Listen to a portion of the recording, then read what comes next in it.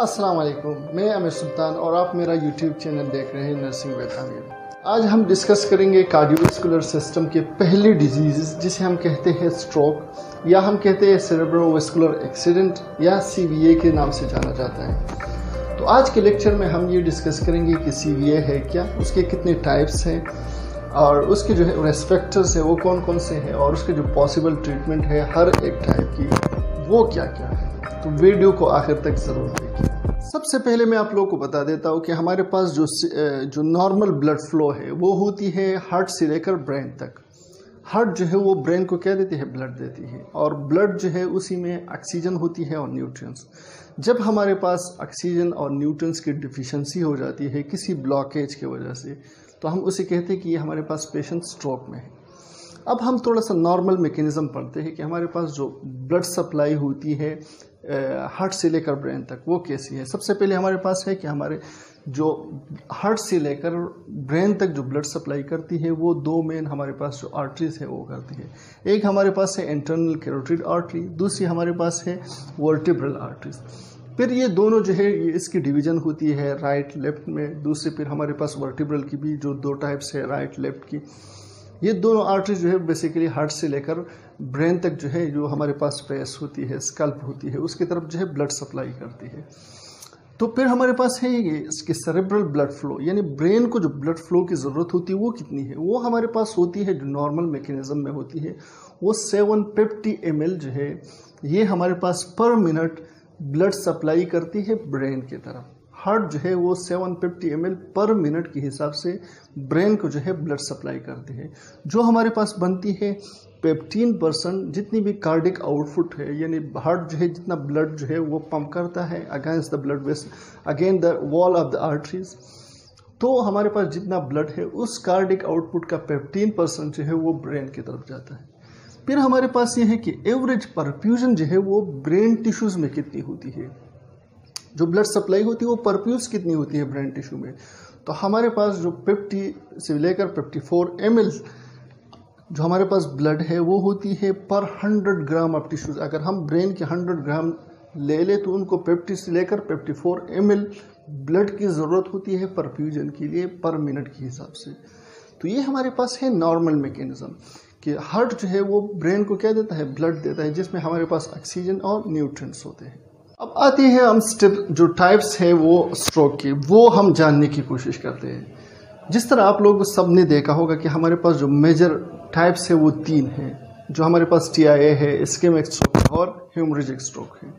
लेकिन अमेरिकन जो stroke association है उन्होंने कैटेगराइज किया है इनको 5 टाइप्स में, जिनमें सबसे पहले हमारे पास है TIA, दूसरा हमारे पास है इस्केमिक स्ट्रोक, तीसरा हमारे पास है हेमोरेजिक स्ट्रोक, चौथा हमारे पास है कार्डियोजेनिक स्ट्रोक, और जो हमारे पास लास्ट है वो है ब्रेन स्टेम स्ट्रोक। ये 5 हमारे पास जो है ये टाइप्स है किसकी, स्ट्रोक की। अब हम एक एक को जो है वो जानने की कोशिश करते कि हमारे पास जो टाइप है इसका मतलब क्या होता है, जो है वो कौन कौन से। जो सबसे पहले टाइप है हमारे पास वो है TIA, जिसे हम कहते हैं ट्रांजिट इस्केमिक अटैक। यानी ट्रांजिट का मतलब ये है कि ये टेम्पररी बेसिस के लिए ये अटैक होती है, कुछ ही टाइम के लिए होती है, उसके बाद जो है ये रिजॉल्व हो जाती है। TIA को हम जो दूसरा नाम कहते हैं वो हमारे पास है मिनी स्ट्रोक। लेकिन ये हमारे पास मिनी स्ट्रोक जो है ये 24 ज़्यादा से ज़्यादा जो है 24 हॉर्स के लिए होती है और उसके बाद खुद ब खुद रिजॉल्व हो जाती है। ये टेम्पररी बेसिकली हमारे पास जो इस्केमिक है, यही इस्केमिक का मतलब ये होता है कि हार्ट से ब्रेन की तरफ जो ब्लड सप्लाई जा रही थी उसमें टेम्पररीली जो है वो ब्लॉकेज आई हुई है और ब्लड सप्लाई नहीं पहुंचती।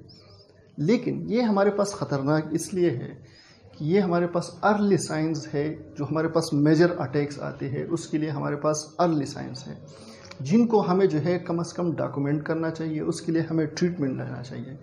अगर आप ट्रीटमेंट नहीं लेते तो इसके बाद जो है ये आपको मेजर जो स्ट्रोक्स है उसकी तरफ लेके जा सकती है। अगर हम स्टेटिस्टिक देखें TIA की, तो हमारे पास जो अमेरिकन स्ट्रोक एसोसिएशन है उन्होंने ये डॉक्यूमेंट किया है कि जो हमारे पास 25% लोग होते हैं वो, यानी अगर जिन लोगों को हमारे पास TIA होती है उनकी यानी 25 उनमें से 25% लोग जो है वो पहले साल ही उनकी अमवात हो जाती है। दूसरा हमारे पास है कि 15% जो हमारे पास स्ट्रोक होते हैं उन मरीज़ों को पहले जो है TIA हुआ होता है, जिनके बाद वो लोग उनको लाइट लेते हैं और उसके बाद जो है उनको जो है मेजर हमारे पास जो स्ट्रोक है वो उसकी हमारे पास जो है रिजल्ट में है कॉम्प्लिकेशन में स्ट्रोक्स आ जाते हैं। जिन लोगों यानी सब लोग जितनी भी हमारे पास TIA के पेशेंट, उनमें से 1/3 जो लोग होते हैं उनको 1 साल के अंदर ही जो हमारे पास मेजर स्ट्रोक्स है या जिस हमारा पास हेमोरेजिक है या इस्केमिक स्ट्रोक है, वो 1 साल के अंदर ही यानी 3 लोगों में से एक बंदे को 1 साल के अंदर ही स्ट्रोक आ जाता है। तो इसी वजह से TIA जो है ये हमारे पास एक बहुत जो है रिस्की पीरियड होता है,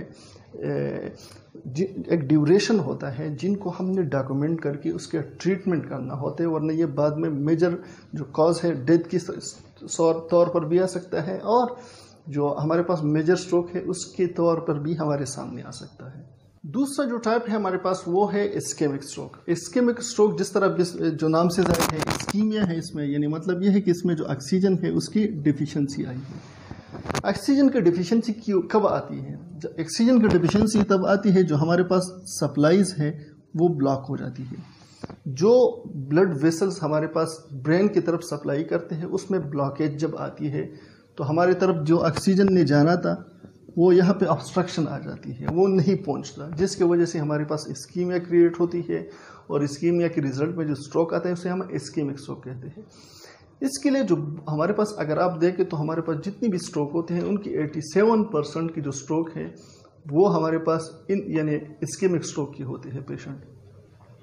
यानी स्ट्रोक के जितने भी पेशेंट हमारे सामने आते हैं उनमें 87% जो कॉमन हमारे पास है स्ट्रोक वो है हमारे पास इस्केमिक स्ट्रोक। अगर हम कॉजेटिव एजेंट को देखें तो इसके जो कॉजेटिव एजेंट है वो हमारे पास है फैट डिपोजिशन, यानी फैट जो है हमारे पास डिपॉजिट हो जाती है और इसकी within the blood cell blood vessels के अंदर जब फैट डिपॉजिट हो जाती है तो हम कहते हैं वो उसको नैरो या हम पार्शली ब्लॉकेज या कंप्लीट ब्लॉकेज बना देती है। और जो ब्लॉकेज बनाती है उस कंडीशन को हम कहते हैं आर्थरोस्क्लेरोसिस। कि आर्थरोस्क्लेरोसिस बेसिकली हमारे पास जो आर्टरी है वो नैरो हो चुकी है, पार्शली ब्लॉक है या कंप्लीट ब्लॉक हो चुकी है, जिसकी वजह से ब्लड सप्लाई नहीं पहुंची। अब हमारे पास जो यानी फैट डिपोजिशन होती है उसके हमारे पास 2 टाइप्स होते हैं, 2 तरह के होते हैं हमारे पास। एक है हमारे पास सेरेब्रल थ्रोम्बोसिस की वजह से आर्थरोस्क्लेरोसिस क्रिएट होती है, दूसरा हमारे पास है सेरेब्रल एम्बोलिज्म। अब दोनों को कम से कम आप लोगों ने डिफ्रेंशिएट करना है। एक है हमारे पास सेरेब्रल थ्रोम्बोसिस यानी थ्रम्बस फॉर्मेशन, दोनों का ब्लड क्लॉट जो है वो फॉर्मेशन है, लेकिन ये सेरेब्रल थ्रोम्बोसिस जो है ये थ्रम्बस बन जाती है कहाँ पे? जहाँ पे हमारे पास जो है ब्लड सप्लाई होती है, जिसकी वजह से ब्लॉकेज आती है, ऑक्सीजन नहीं पहुंचता और कंडीशन क्रिएट होती है जिसे हम इस्केमिक स्ट्रोक कहते हैं। दूसरा हमारे पास है सेरेब्रल एम्बोलिज्म, मतलब ये है कि एम्बोलाई के फॉर्मेशन। ये भी हमारे पास ब्लड क्लॉट है, लेकिन ये हमारे पास एरिया जो हमारे पास अपर चेस्ट एरियाज है और बिलो द नेक, ये ऐसे एरियाज हैं जहाँ पे जो है हमारे पास क्लॉट बन जाती है, लेकिन वो ट्रेवल करके कहाँ पे? जो हमारे पास ब्रेन है वहाँ पे कैपिलरीज में आ जाती है और उसके बाद जो है ये ट्रेवल नहीं कर पाती क्योंकि वो बहुत ज़्यादा नैरो होती है। जब नैरो हो जाती है उस एरिया में जो कैपिलरी है वो ब्लॉक हो गई और कंडीशन क्रिएट होता है जिसे हम कहते हैं इस्केमिक स्ट्रोक। तीसरा जो टाइप है हमारे पास स्ट्रोक का वो है हेमोरेजिक स्ट्रोक। हेमोरेजिक स्ट्रोक का मतलब ये है कि हेमोरेज ब्लड का जो है ब्लड जो है वो ऐसी जगह पे जो है ब्लीडिंग हो जाती है ब्रेन में और उसकी वजह से जो हमारे पास स्ट्रोक है वो आ जाती है, जिसे हम हेमोरेजिक स्ट्रोक कहते हैं। ये बेसिकली हमारे पास जो ब्रेन है उसमें कैपिलरीज होती है जो है वो उनमें से वो कैपिलरीज जो वीकेंड होती है, बहुत ज़्यादा कमज़ोर होती है, वो प्रेशर को बर्दाश्त नहीं कर पाती है, रप्चर हो जाती है। जैसे ही रप्चर हो जाती है तो वहाँ से ब्लीड होना शुरू हो जाता है जो ब्रेन की तरफ आते हैं, पेशेंट स्ट्रोक में चला जाता है जिसे हम कहते हैं हेमोरेजिक स्ट्रोक। लेकिन अब हमारे पास जो ये पेशेंट है, अब इनमें 2 किस्म की जो हमारे पास वेसल्स है वो हमारे पास क्या होती है, वो रप्चर हो जाते हैं, जिनमें हमारे पास जो कमज़ोर वीकेंड वेसल्स हमारे पास कौन से होते हैं? जो हमारे पास एक है एनोरिज्म के वेसल्स, दूसरा हमारे पास जो है आर्टरी वीनस मालफॉर्मेशन। ये 2 टाइप के हमारे पास जो वेसल है ये वीकेंड होते हैं, जिसकी वजह से वो प्रेशर बर्दाश्त नहीं करते और जो हमारे पास वेसल होता है वो रप्चर हो जाता है। जैसे ही रप्चर हो जाता है वहाँ से ब्लीड होना शुरू हो जाता है, जैसे ब्लीड शुरू हो जाता है तो ब्रेन जो पेशेंट जो है वो स्ट्रोक में चला, जिसे हम कहते हैं हेमोरेजिक स्ट्रोक। चौथा हमारे पास है क्रिप्टोजेनिक स्ट्रोक। जिस तरह हमने पहले कहा था कि हमारे पास अगर ब्लड क्लॉट होगा विद इन द वेसल्स, जो ब्लॉकेज होती है इस्केमिक जो है क्रिएट करता है। हमने कहा जो हमारे पास वेसल है वो रप्चर हो जाता है, ब्लीड शुरू हो जाती है, तो उसे हम कहते हैं कि हमारे पास हेमोरेजिक स्ट्रोक है। अब हमारे पास क्रिप्टोजेनिक स्ट्रोक क्या है कि ब्लड क्लॉट जो है वो जहाँ पे ब्रेन की तरफ फ्लो जाती है उसमें जो है ब्लड क्लॉट आ जाती है, लेकिन जो हमारे पास ब्लड फ्लो है वो नहीं पहुँचती ब्रेन की तरफ, कम हो जाती है। लेकिन बेसिकली हमारे पास वो स्ट्रोक जिसका जो हमारे पास कॉज है वो अननोन हो, हमें पता ही नहीं हो कि इसका कॉज बेसिकली है क्या, उस स्ट्रोक को हम कहते हैं क्रिप्टोजेनिक स्ट्रोक। पांचवा टाइप हमारे पास है ब्रेन स्टेम स्ट्रोक। अब आप लोग जो हमारे पास ब्रेन स्टेम होती है ब्रेन की, बेसिकली हमारे पास जो सेंट्रल नर्वस सिस्टम में है उसमें इंक्लूड होकर ये क्या करते हैं, जितनी भी डेली एक्टिविटीज हैं उनको मेंटेन रखती है। अब यहाँ पे क्या होता है कि जो हमारे पास स्ट्रोक है वो ब्रेन स्टेम में हो जाती है, जो ब्रेन स्टेम का एरिया है वो अफेक्टेड हो जाता है, जिसके बाद क्या होता है इनके जो हमारे पास सिम्टम्स है वो बहुत ज़्यादा कम्प्लेक्स होते हैं। जितनी आप लोग जो बाकी पेशेंट हैं उनको आप देखते हो, जितने स्ट्रोक के पेशेंट हैं उनमें और में बहुत ज़्यादा डिफरेंस होता है। किस तरह डिफरेंस होगा, ये बेसिकली आपके जो दोनों साइड है बॉडी की वो क्या करती है, वो अफेक्ट करती है, क्योंकि ब्रेन स्टेम का काम क्या है, एक्टिविटीज़ को मेंटेन रखना, तो आपके हाथ और पाँव वो एक्टिविटीज़ जो है वो प्रोवाइड करती है। तो फिर क्या होता है कि दोनों जो साइड्स है वो अफेक्टेड हो जाते हैं और इंसान जो है वो लॉक्ड इन स्टेट में जो है हो जाती है, उसकी पूरी बॉडी जो है वो लॉक्ड हो जाती है। लॉक्ड किस तरह होती है, या तो आप बिल्कुल बोल नहीं पाते, लेकिन क्या होता है कि बिलो द नेक आपकी जो बॉडी है वो बिल्कुल पैरालाइज हो जाती है और आप जो है हेड की मूवमेंट्स कर सकते हो। तो ये इसकी जो हमारे पास सिम्टम्स है या गेस्चर जो हमारे सामने नज़र आती है वो क्या होती है, वो दूसरी जो हमारे पास स्ट्रोक है उससे बिल्कुल डिफरेंट होता है। इसी वजह से इसको हम कहते हैं ब्रेन स्टेम स्ट्रोक। अब अगर आप एक डॉक्टर है या आप एक नर्स है, असेसमेंट करते हैं पेशेंट की स्ट्रोक की, तो आप किस तरह करेंगे, उसके लिए हमारे पास क्या है कि आप जो है उसके लिए फर्स्ट एक लफ्ज़ दी गई है कि आप क्या करेंगे, आप पेशेंट से इसी की बेस पे क्या करेंगे, असेसमेंट करेंगे। फर्स्ट में सबसे पहले हमारे पास है एफ, जो आता है किस चीज़ के लिए, फेस के लिए। फेस में क्या होती है, ड्रॉपिंग होती है। आप पेशेंट को क्या कहेंगे, पेशेंट को आप कहे कि आप जो है वो क्या करें, स्माइल करें, तो स्माइल जब वो करेगा, ठीक है, तो उसकी जो एक साइड है वो ड्रॉपनेस उसमें होगी, वो नीचे की तरफ होगा, एक मूवमेंट करेगा। दूसरा हमारे पास है आर्म। अगर पेशेंट को आप कहते हो कि आर्म जो है उसमें क्या होगी, वीकनेस होगा। पेशेंट को आप कहते हो कि दोनों हाथ जो है आप खड़े करो, उसमें तो आपको ये नज़र आएगा कि एक जो है हमारे पास ऑटोमेटिकली या तो डाउन हो रहा है या उसमें इतनी एबिलिटी नहीं है कि वो अपवर्ड की तरफ जो है ऊपर की तरफ लेके जा सके। तीसरा हमारे पास है स्पीच। पेशेंट को आप जो है वो क्या करो, स्पीच में क्या होगी, डिफिकल्टी होगी पेशेंट को। पेशेंट को आप क्या कहोगे कि आप सिंपल कोई भी वर्ड उसको कहो कि आप जो है इसको रिपीट करो। जब पेशेंट रिपीट करने की कोशिश करेगा तो उसमें स्लरनेस होगी, डिफिकल्टी होगी उसकी, या आपको जो वर्ड्स है वो समझ नहीं आएंगे। तो आपको ये अंदाज़ा हो जाएगा उसकी जो माउथ है वो एक तरफ की जो है वो ड्रॉपनेस शो करेगा। चौथा हमारे पास है टाइम। ये बेसिकली हमारे पास क्या है, CVA हमारे पास एक मेडिकल इमरजेंसी है, तो टाइम टू कॉल आप क्या करेंगे, जो इमरजेंसी मेडिकल नंबर है एम्बुलेंस का किसी का, आप उसको कॉल करेंगे। तो ये हमारे पास था असेसमेंट कि आप पेशेंट की जो हमारे पास स्ट्रोक का पेशेंट होगा उसकी असेसमेंट किस तरह करेंगे। अब हम जो है ये समझने की कोशिश करते हैं कि हमारे पास स्ट्रोक है उसके हमारे पास रिस्क फैक्टर्स क्या क्या है, कि ऐसी कौन कौन सी चीज़ें हैं जिसकी वजह से स्ट्रोक हो सकता है। उसमें दो टाइप्स है हमारे पास। एक है कंट्रोलेबल, उसको हम कंट्रोल कर सकते हैं, वो हमारे बस का काम है। दूसरा हमारे पास है अनकंट्रोलेबल, जिनको हम कंट्रोल नहीं कर सकते। सबसे पहले हमारे पास क्या है, अनकंट्रोलेबल, वो चीज़ें जो हम कंट्रोल नहीं कर सकते। जिस तरह हमारे पास है फैमिली हिस्ट्री, कि जिन लोगों यानी माँ बाप दादा दादी इन लोगों में अगर स्ट्रोक हो जाता है तो पॉसिबिलिटी है कि वो ऑफस्प्रिंग या जो हमारे पास है उनमें क्या हो, कि पॉसिबिलिटी होती है स्ट्रोक की। Family history. दूसरा हमारे पास होता है जो जेंडर है वो, कि मेल हमारे पास जो है ज़्यादा रिस्क में होता है फीमेल से, किस चीज़ में, स्ट्रोक में। तो आप जो है जेंडर को भी आप कंट्रोल नहीं कर सकते। तीसरा आपके पास क्या है, वो है एज ग्रुप। वो लोग जो 55 से अबाव हो वो ज़्यादा रिस्क पे होते हैं स्ट्रोक की, तो आप किसी की एज को भी नहीं रोक सकते हो। ये तीन चीज़ें ऐसी होती हैं जिनको आप नहीं रोक सकते, कंट्रोल नहीं कर सकते। लेकिन कुछ ऐसी पॉसिबिलिटी है जिनको आप क्या कर सकते हो, कंट्रोल कर सकते हो। सबसे पहले हमारे पास है हाइपरटेंशन। हाइपरटेंशन जो है वो हमारे पास जो खासकर हेमोरेजिक स्ट्रोक के लिए वो हमारे पास एक लीडिंग कॉज है स्ट्रोक के लिए। तो उसको आप कंट्रोल कर सकते हो। डायबिटीज़ है, शुगर है, आप उसको कंट्रोल कर सकते हो। जो लोग हमारे पास हाई साल्ट जो नमकीन और जो घी वाली चीज़ें हैं वो ज़्यादा लेते हैं, वो भी क्या पे है, रिस्क पे है स्ट्रोक की। अच्छा, फिर हमारे पास है हेवी ड्रिंकिंग, जो लोग अल्कोहल की ड्रिंकिंग करते हैं वो भी हाई रिस्क पे है स्ट्रोक की। एक कंडीशन होती है हमारे पास ECG में जिसे हम कहते हैं एट्रियल फिब्रिलेशन, वो भी काज करती है आपकी स्ट्रोक जो है, पॉसिबिलिटी होती है पेशेंट जो है वो स्ट्रोक में चला जाए अगर उसको टाइम जो है वो ट्रीटमेंट नहीं किया जाए एट अ टाइम। फिर हमारे पास वो लोग जो स्मोक करते हैं वो भी हाई रिस्क पे है स्ट्रोक के, और जो लोग कोलेस्ट्रॉल जिनकी ज़्यादा होती है अमाउंट, वो भी हाई रिस्क पे होते हैं स्ट्रोक के।